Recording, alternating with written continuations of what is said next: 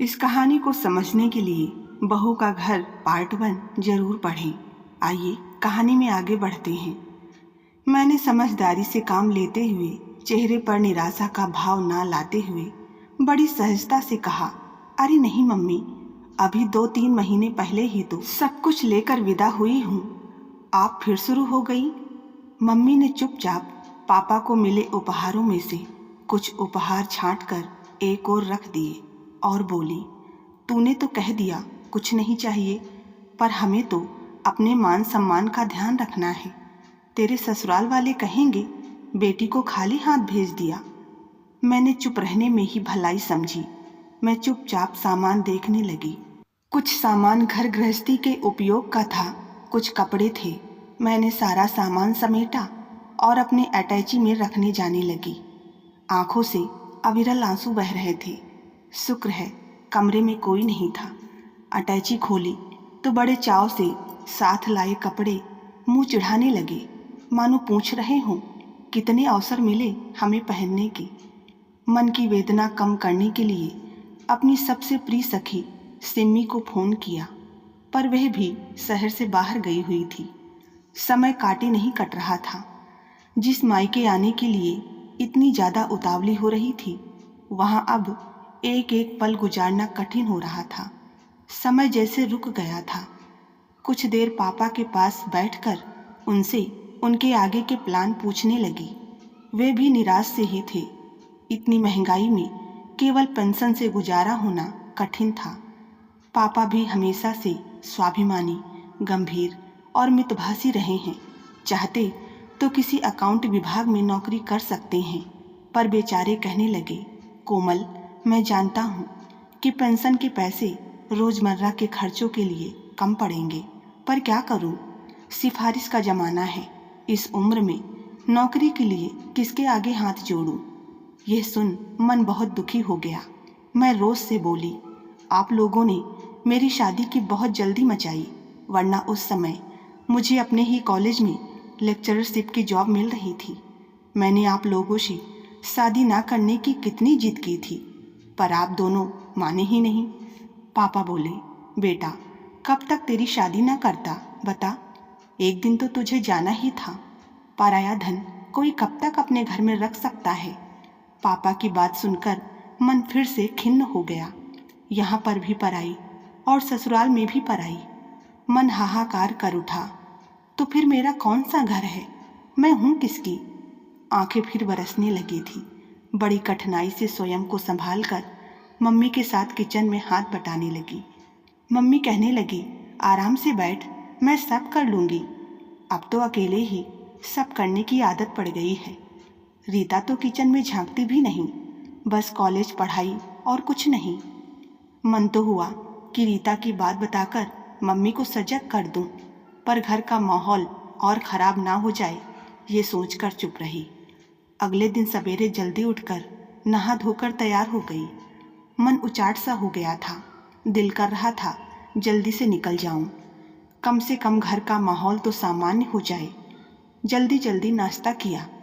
नितिन ही छोड़ने जा रहा था। नीचे ऑटो आ गया था तो मैं सबसे मिलने लगी। मैंने बड़े प्यार से आगे बढ़कर रीता को गले लगाया।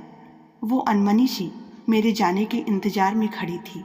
उसने जल्दी ही मुझे अपने से अलग कर लिया और सिर झुकाकर खड़ी हो गई।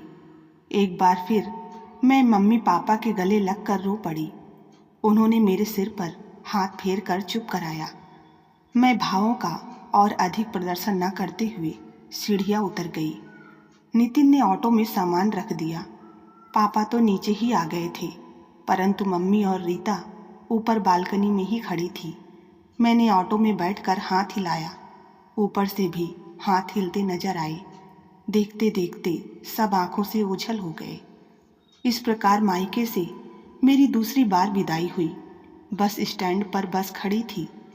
नितिन ने मुझे बस में बिठाया, फिर बोला, दीदी, कॉलेज को देर हो रही है, और फिर नीचे उतर गया।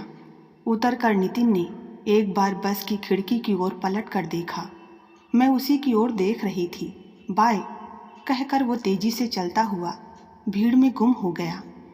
नितिन के जाते ही मन में एक गहरी टीस उठी। मैं बस में यही बैठी सोचने लगी कि समय कैसे बदलता है। मैं नितिन और रीता दोनों की चहेती दीदी थी। हर काम में मुझसे सलाह मांगते थे, मुझसे पूछे बिना एक कदम भी नहीं उठाते थे। आज दोनों कैसे पराये से हो गए थे। मेरे मन में दोनों के गुमराह होने की शंका किसी नाग की तरह फन फैला रही थी। ससुराल की दहलीज पर कदम रखते ही याद आया कि मायके से 8-10 दिन रहने की अनुमति लेकर गई थी, पर 4 दिनों में ही लौट आई। कोई बहाना ही बनाना होगा। मेरे दिमाग ने काम किया। अंश भैया ने जैसे ही दरवाज़ा खोला, मैंने नकली मुस्कान का मुखौटा ओढ़ लिया। अंश हैरानी से बोला, भाभी इतनी जल्दी कैसे? फ़ोन कर देती, मैं लेने आ जाता। हमारी आवाज़ सुनकर ससुर जी भी आ गए। मैंने ससुर जी के पैर छुए, फिर यथासंभव आवाज़ थोड़ी तेज करके कहा, वहाँ मम्मी पापा का परिवार सहित भारत भ्रमण का कार्यक्रम पहले से ही तय था। वे सब मुझसे भी साथ चलने का अनुरोध कर रहे थे, पर मैंने तो इनकार कर दिया, इसलिए जल्दी आना पड़ा। मैं चाह रही थी कि अंदर कमरे में बैठी सासू माँ भी सुन ले, ताकि मुझे बार बार झूठ ना बोलना पड़े। वैसे मेरा मन मुझे यह झूठ बोलने के लिए धिक्कार रहा था। अंदर सास से जाकर भी मिली। उन्होंने बताया कि मोना यहीं थी, कल ही गई है। दरअसल कुछ दिन बाद उसकी बचपन की सहेली की शादी है। वह पड़ोस में ही रहती हैं, इसलिए वो शादी में शामिल होने के लिए 2-3 दिनों के लिए फिर आएंगी। मैं थोड़ी देर ससुर जी और सास के पास बैठी रही। वे रिटायरमेंट के कार्यक्रम के विषय में पूछते रहे। किसी ने भी चाय तो क्या, पानी को भी नहीं पूछा। मेरा सिर थकावट व तनाव से फटा जा रहा था। फिर किचन में जाकर सबके लिए चाय बना कर लाई। चाय पीकर थोड़ा तरोताज़ा हो रात के खाने की तैयारी में जुट गई। 2 दिन बाद ये भी नागपुर से लौट आए। इनका काम भी वहाँ जल्दी ख़त्म हो गया था। विवेक भी मुझे जल्दी आया देखकर चौंक गए। मैंने मन में उठती टीस को दबाते हुए जबरन मुस्कुराते हुए कहा, मुझे वहाँ आपके आने की महक आने लगी थी, इसलिए भागी भागी चली आई। ये भी मूड में आ गए। मुझे पकड़ने दौड़े तो मैं हंसते हुए किचन में घुस गई। जिंदगी फिर पुराने ढर्रे पर चलने लगी। मैं बार बार ससुराल में अपनेपन का सबूत पेश करने की कोशिश में लगी रहती और ससुराल वाले उन सबूतों को झूठा साबित करने के प्रयास में रहते। यही करते करते थोड़ा समय और बीत गया। 2 दिन बाद मोना जीजी आने वाली थी। उनके पति व्यस्त थे, उन्हें शादी में बारात के समय ही शामिल होना था, परंतु मोना जीजी सभी कार्यक्रमों में शामिल होना चाहती थी, इसलिए 2 दिन पहले ही आ रही थी। मोना जीजी के आने की खबर से घर में उत्साह की लहर फैली थी। उनकी सहेली के परिवार वाले निमंत्रण पत्र देने आए तो बार बार सभी से विवाह में शामिल होने की मनुहार कर रहे थे। ससुराल शहर में ही था, इसलिए मोना जीजी शाम को ही ऑटो से आ गई। डुग्गू भी साथ था और बहुत सा सामान भी। घर में मैं और सास ही थे। मैं किचन में लगी थी। वे सारा सामान अकेले ही लेकर अंदर आ गई। सहेली के विवाह में शामिल होने आई थी, इसलिए बहुत अच्छे मूड में थी। मैंने आगे बढ़कर उन्हें गले लगाया। उन्होंने फिर पहले की तरह मुस्कान दी और स्वयं को मुझसे अलग करते हुए सास के पास चली गई। अगले दिन दोपहर से संगीत का कार्यक्रम था। मुझे लगा कि मुझे भी मोना जीजी साथ लेकर जाएंगी, इसलिए मैं जल्दी जल्दी काम निपटाने लगी। अचानक सासू माँ की आवाज़ आई, बहू मेरा और मोना का खाना मत बनाना, हमारा खाना वहीं होगा। मैं आहत सी हो गई। मैं नई नवेली दुल्हन, पर मुझे तो कोई किसी योग्य समझता ही नहीं।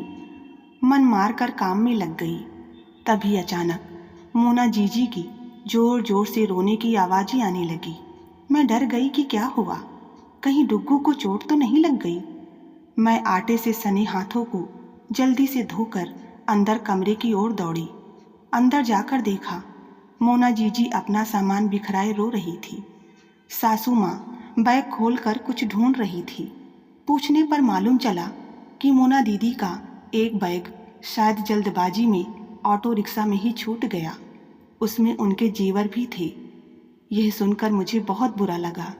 अब तो ऑटो चालक की ईमानदारी पर ही उम्मीद लगाई कि शायद पुलिस स्टेशन में जमा करा दे अथवा घर आकर लौटा जाए।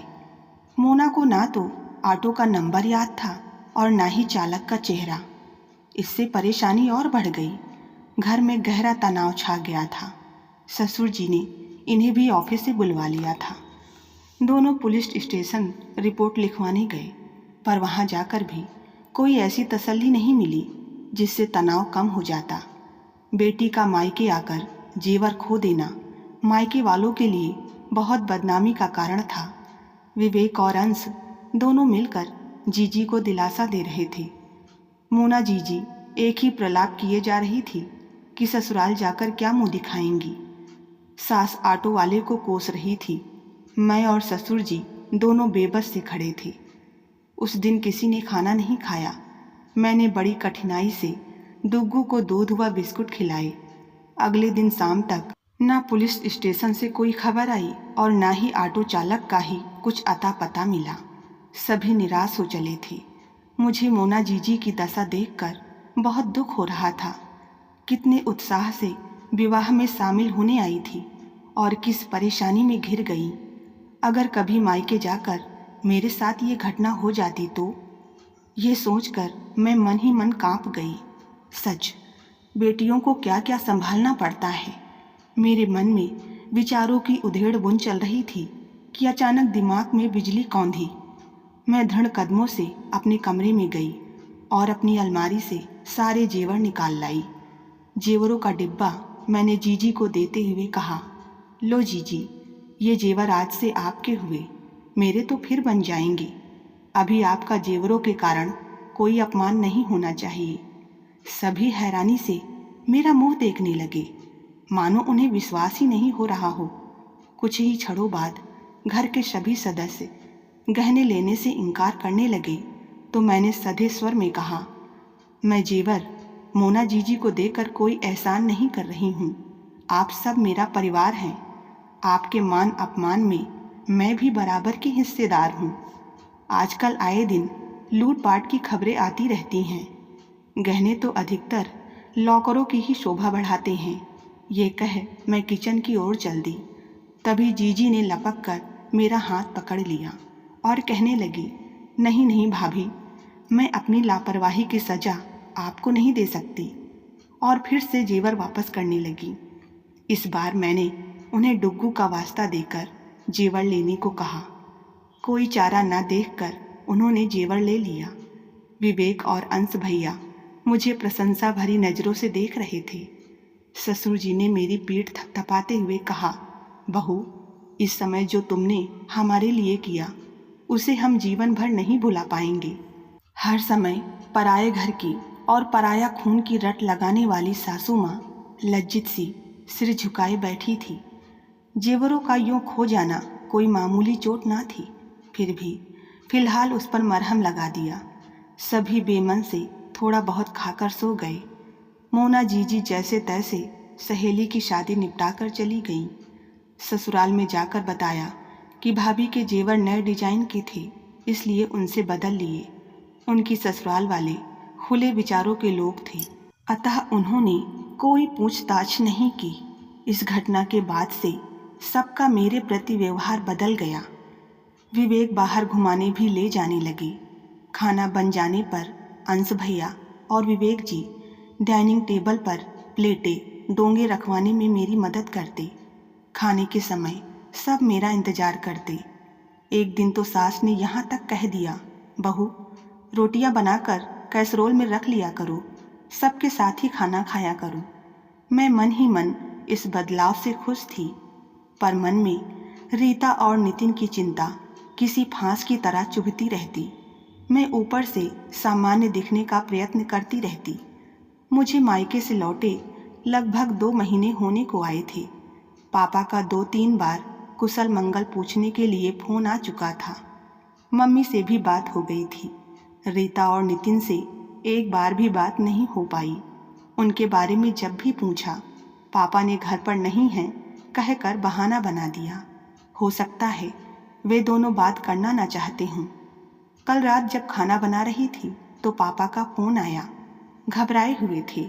उन्होंने कहा, कोमल बेटी, तेरी मम्मी की तबीयत खराब है, उन्हें टाइफाइड हो गया है, तुम्हें बहुत याद कर रही हैं। मैं समझ गई मम्मी की तबीयत ज़्यादा ही खराब होगी, तभी पापा ने मुझे फ़ोन किया, वरना नहीं करते। मेरी आंखें भर आई। मैंने पापा को आने का आश्वासन देकर फ़ोन काट दिया। पीछे मुड़ी तो कमरे में सास और ससुर जी खड़े थे। मेरे चेहरे पर चिंता की रेखाएं देखकर पूछने लगी, बहू, मायके में सब कुशल मंगल तो है? मम्मी की तबीयत के बारे में बताते बताते मैं रो पड़ी। सास ने मुझे सांत्वना दी। ससुर जी ने कहा, तुम सुबह विवेक को लेकर चली जाओ, मम्मी की देखभाल करो। विवेक के पास छुट्टियां कम हैं, वह 1-2 दिन रहकर लौट आएगा। तुम जितने दिन चाहो रह लेना। अगले दिन मैं और विवेक मेरे मायके जा पहुंची। सारा घर अस्त व्यस्त हो रखा था। मैंने मम्मी को देखा तो हैरान रह गई। वे बहुत कमज़ोर हो गई थी। आंखों में बहुत पीलापन आ गया था। इलाज तो चल ही रहा था, पर मुझे तसल्ली न हुई। मैं और विवेक मम्मी को दूसरे डॉक्टर के पास ले गए। मुआयना करने के बाद डॉक्टर ने कहा कि मर्ज काफ़ी बढ़ गया है, पर परहेज और आराम करने से सुधार आ सकता है। घर पहुंचने पर पाया कि रीता और नितिन भी आ गए थे। मुझे देखकर दोनों के चेहरे उतर गए, पर मैं भी उनसे औपचारिक बातें ही करती। चौथे दिन मम्मी के स्वास्थ्य में सुधार दिखने लगा। पापा के चेहरे पर भी रौनक लौट आई। यह देख बहुत अच्छा लगा। दोपहर को मैं मम्मी को खिचड़ी खिलाने लगी। घर में कोई नहीं था। मम्मी ने खिचड़ी खाकर प्लेट एक और रखकर मेरे दोनों हाथ पकड़कर मुझे पलंग पर अपने पास ही बिठा लिया। उनकी आंखों में आंसू थे। वे रोते हुए बोली, कोमल बेटी, पिछली बार हमसे तुम्हारा बहुत बड़ा अपमान हो गया था, मुझे माफ़ कर दे बेटी, मैं मजबूर हो गई थी। और फिर मेरे सामने हाथ जोड़ने लगी। मुझे बहुत बुरा लगा। मैंने उनके हाथ पकड़कर कहा, मम्मी आप ये क्या कर रही हैं? आप ना तो पिछली बातें सोचेंगी और ना ही कहेंगी, बस अपनी सेहत पर ध्यान दें। धीरे धीरे माँ खुलती गई। अपनी मन की पीड़ा से मुझे अवगत कराने लगी। उन्होंने बताया कि रीता किस तरह घर के प्रति लापरवाह हो गई है। जब से बीमार हुई हूँ, सवेरे ही कुछ बनाकर डाइनिंग टेबल पर रख जाती है, शाम को भी यही हाल है। जल्दबाजी में कुछ भी कच्चा पक्का बनाकर रख देती है। कुछ कहो या पूछो तो गुस्सा हो जाती है। नितिन भी दिन भर बाहर रहता है। खाने पीने का कोई नियम नहीं। तेरे पापा ने चाय बनानी सीख ली है, चाय तो वे ही बना लेते हैं। ये सब सुनकर मन बेहद दुखी हुआ। मैं भी रीता और नितिन के बहकते कदमों के बारे में मम्मी को सतर्क करना चाहती थी, पर उनके स्वास्थ्य को देखते हुए मैंने इस विषय पर चुप्पी ही साध ली। अगले दिन मैंने अपनी सहेली सिम्मी को फ़ोन किया। वह मुझसे मिलने घर आ गई। विवाह के बाद मैं उससे मिल ना पाई थी। सिम्मी मेरी बचपन की एकमात्र सखी थी। वह एक धनी व्यवसायी की बेटी थी, परंतु घमंड से कोसों दूर थी। बेहद स्नेहमयी थी, इसीलिए वह हमेशा मेरे दिल के करीब रही। दोनों एक दूसरे के सुख दुख में भागीदार रहती थी। सिम्मी के आने पर मेरा मन खुश हो उठा। हम दोनों पहले मम्मी के पास बैठी। मम्मी बोली, अरे सिम्मी, आज तो तू कोमल को कहीं बाहर घुमा ला। जब से आई है मेरी सेवा में लगी है। अब मैं ठीक हूँ। सिम्मी ने चलने का अनुरोध किया तो मैं मना न कर पाई। वह अपनी कार में आई थी। दोनों एक रेस्तरां में पहुंच गई। सिम्मी ने कॉफ़ी और सैंडविच का ऑर्डर दिया। फिर दोनों बतियाने लगी। सिम्मी मुझसे मेरे विवाह और ससुराल के अनुभव सुनने के लिए बेताब थी। फिर अचानक सिम्मी गंभीर हो गई। बोली, कोमल, हम दोनों कितने समय बाद मिले हैं। मैं तेरा दिल दुखाना नहीं चाहती हूँ, पर इस विषय पर चुप्पी साध कर भी मैं तेरा और तेरे परिवार का नुकसान नहीं करना चाहती।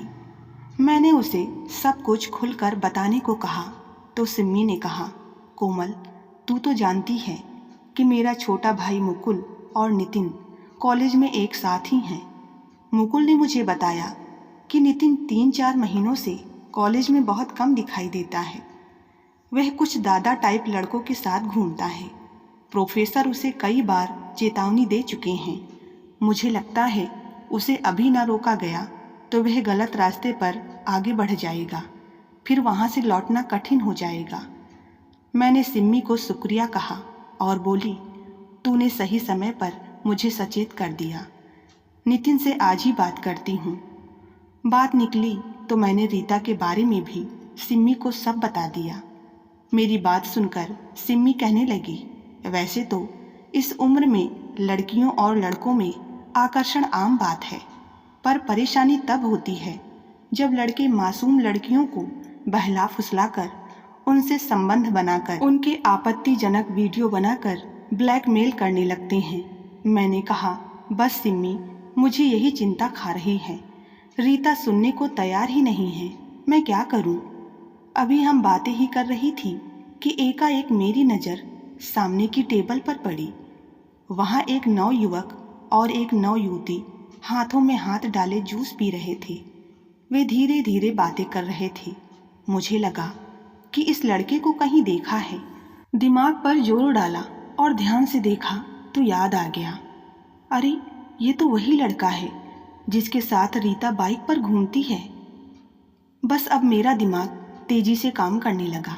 इस फ्लर्टी लड़के के चक्कर में रीता मेरा इतना अपमान कर रही थी। मैंने झटपट एक प्लान बनाया और सिम्मी को समझाया। सिम्मी वॉशरूम जाने के बहाने उन दोनों के पास जाकर रुकेगी और मैं समय नष्ट ना करते हुए मोबाइल से उनका फ़ोटो ले लूँगी। अगर वह जोड़ा सचेत हो जाता है तो मैं कैमरे का रुख सिम्मी की ओर करके उसे पोज देने को कहने लगूंगी। मगर दोनों प्रेमी अपने आसपास की चहल पहल से बेखबर एक ही गिलास में जूस पीने में मस्त थे। मैंने जल्दी से फ़ोटो लिए और हम दोनों रेस्तरां से बाहर आ गई। घर पर रीता और नितिन भी आ चुके थे। नितिन तो सिम्मी को घर आया देख सकपका सा गया, पर सिम्मी को रीता बहुत पसंद करती थी, इसलिए वो सिम्मी से बहुत प्यार से मिली। एक दूसरे का हाल चाल पूछकर रीता सबके लिए चाय बनाने चली गई। कुछ देर रुककर नितिन मौका देख कोचिंग क्लास के बहाने बाहर जाने लगा तो सिम्मी ने लपक कर उसका हाथ पकड़ लिया और बोली, क्यों, मैं इतने दिनों बाद आई हूँ, मुझसे बातचीत नहीं करोगे? कोमल के ससुराल जाने के बाद अब मैं ही तुम्हारी दीदी हूँ, मुझसे अपने मन की बात कह सकते हो। यह कहते कहते वह नितिन को लेकर अलग कमरे में चली गई। सिम्मी ने नितिन को समझाया, तुम्हारी हरकतों से तुम्हारा कैरियर तो खराब होगा ही, पूरे घर के मान सम्मान पर भी धब्बा लगेगा। तुम्हारे माता पिता तुमसे कितनी उम्मीदें लगाए बैठे हैं। नितिन सब कुछ सिर झुकाए सुनता रहा। सिम्मी ने आगे कहा, तुम कल से नियमित कॉलेज जाओ, उन लड़कों से मिलना जुलना बंद करो। अगर इसमें भी कोई समस्या सामने आती है तो प्रोफेसर के पास चले जाना, वे मेरे कजिन हैं, हर तरह से तुम्हारी मदद करेंगे। हाँ, अब तुम्हारी सारी गतिविधियों पर ध्यान भी रखा जाएगा। याद रहे, तुम्हारी कोमल दीदी उसी कॉलेज में टॉपर रह चुकी हैं। नितिन सिम्मी का बहुत आदर करता था, अतः ये सब सुनकर रो पड़ा। उसने सिम्मी से वादा किया कि वह उनकी बातों पर अमल करेगा। सिम्मी ने प्यार से उसकी पीठ थपथपाई। तभी रीता चाय बना कर ले आई। उधर मैंने भी अपना काम कर लिया। मैंने रेस्तरां में खींचे गए फ़ोटो वहीं रख दिए जहां टेबल पर रीता ने चाय रखी थी। मैं वहां से उठकर मम्मी के कमरे में चली गई। रीता चाय के लिए सबको बुलाने लगी। हम सब हंसते खिलखिलाते चाय पीने लगे। तभी रीता की नज़र फ़ोटो पर पड़ गई। किसके फ़ोटो हैं ये? कहकर उन्हें उठा लिया। सिम्मी बोली, ये मेरे फ़ोटो खींच रही थी, मेरे तो खींच नहीं पाई। ये जोड़ा रेस्तरां में बैठा था, उसकी खींच गई। कोमल, तू तो मोबाइल से भी फ़ोटो नहीं खींच पाती। फ़ोटो देखते ही रीता के चेहरे का रंग बदल गया। हम चुपचाप अनजान बने चाय पीते रहे। रीता चुपचाप वहाँ से चली गई। हम थोड़ी देर बाद रीता के कमरे में जा पहुँची। वह बिस्तर पर पड़ी रो रही थी। सिम्मी ने उससे प्यार से रोने का कारण पूछा तो उसने पहले तो बहाना किया, पर उसका बहाना मेरे और सिम्मी के सामने नहीं चला। मैंने पुचकार कर पूछा तो उसने उस लड़के के बारे में सब बता दिया। मैंने और सिम्मी ने उसे इस उम्र में होने वाली गलतियों से आगाह किया और पढ़ाई लिखाई में ध्यान देने को कहा। रीता रोते रोते मेरे गले लग गई और बोली, दीदी मुझे डांटो, मैं बहुत खराब हूँ। तब मैंने प्यार से समझाया, सुबह का भूला अगर शाम को घर वापस आ जाए तो उसे भूला नहीं कहते। अब मम्मी पापा की देखभाल की पूरी जिम्मेदारी तुम्हारी है। रीता ने हाँ में सिर हिला दिया। नितिन भी सिर झुकाए खड़ा था, वो भी मेरे गले लग गया। सिम्मी जाते समय मम्मी पापा से मिलने गई तो हंसकर बोली, अंकल जिस काम के लिए मैं यहाँ आई थी उसे तो भूल कर जा रही थी। दरअसल पापा ने मुझे आपके पास इसलिए भेजा था कि पापा को अपने व्यवसाय के लिए एक अनुभवी अकाउंटेंट चाहिए। यदि आप ये कार्य संभाल लें तो उनकी चिंता कम हो जाएगी। पापा की खुशी की सीमा न रही, बोले, नेकी और पूछ पूछ। सिम्मी बेटी, तुम्हारा यह उपकार कभी नहीं भूलूंगा। यह सुनकर सिम्मी प्यार भरे गुस्से से बोली, अंकल आप ऐसा कहेंगे तो मैं आपसे बहुत नाराज हो जाऊंगी। पापा ने मुस्कुराकर अपने कान पकड़ लिए तो सभी जोर से हंस पड़े। सारा माहौल खुशगवार हो गया। मम्मी अब ठीक थी। रीता ने भी घर के काम काज में ध्यान देना शुरू कर दिया था। मैंने भी ससुराल लौटने की इच्छा जताई। इस बार नितिन मुझे ससुराल छोड़ने जा रहा था। अगले दिन मैं जाने से पहले मम्मी पापा के कमरे के पास से गुजर रही थी तो मुझे उनकी बातचीत सुनाई पड़ी। मम्मी कह रही थी, देखो हम बेटियों को पराया धन, पराई अमानत कहकर दुखी करते हैं, परंतु बेटियां पति के घर जाकर भी पिता की चिंता नहीं छोड़ती। पापा हंसकर बोले, तुमने वो कहावत नहीं सुनी है कि बेटे अपने तब तक रहते हैं जब तक ना हो वाइफ और बेटियां तब तक साथ रहती हैं जब तक हो लाइफ। ये सुनकर मैं भी मुस्कुरा दी। अगले दिन मैं मायके से विदा होकर ससुराल आ गई। सभी मुझसे और नितिन से बहुत प्यार से मिले। विवेक ने नितिन को पूरी दिल्ली घुमाया, कई तोहफे दिए। मोना जीजी भी नितिन से मिलने आई। नितिन बहुत ही अच्छे मूड में विदा हुआ। सास के घुटनों के दर्द के लिए मैं एक तेल लाई थी, उससे मालिश करके सास और ससुर जी के कमरे से निकली तो ससुर जी की आवाज़ सुनाई दी, बहुएं तो प्यार की भूखी होती हैं, जब तक उन्हें पराए घर की, पराए खून की कहते रहेंगे वे ससुराल में अपनी जगह कैसे बनाएंगी। सास बोली, सच कह रहे हो विवेक के पापा, वे बेचारियां अपना मायके का सब कुछ छोड़कर हमारे आसरे आती हैं और हम उन्हें अपनाने में पीछे हटते हैं। ये नादानियाँ तुम्ही ने सबसे ज़्यादा की है, ससुर जी ने कहा तो सास ने शर्म से सिर झुका लिया। कुछ दिनों बाद सास के भतीजे की शादी में जाना था। ससुर जी ने अपनी एफडी तुड़वा दी। उससे मिले पैसों से मेरे लिए जेवर बनवाए गए। मैंने मना किया तो सास जी ने कहा, मेरी फूल सी बहू बिना आभूषण के सूनी सी लगती है। मेरे मायके में कोई मेरी बहू से टक्कर नहीं ले पाएगा। इतना सजा धजा कर ले जाऊंगी तुझे। इतना कहकर उन्होंने मुझे गले से लगा लिया। तो बस आज की कहानी में इतना ही। कहानी पसंद आई हो तो वीडियो को लाइक करें और चैनल पर नए हैं तो सब्सक्राइब करना ना भूलें। धन्यवाद।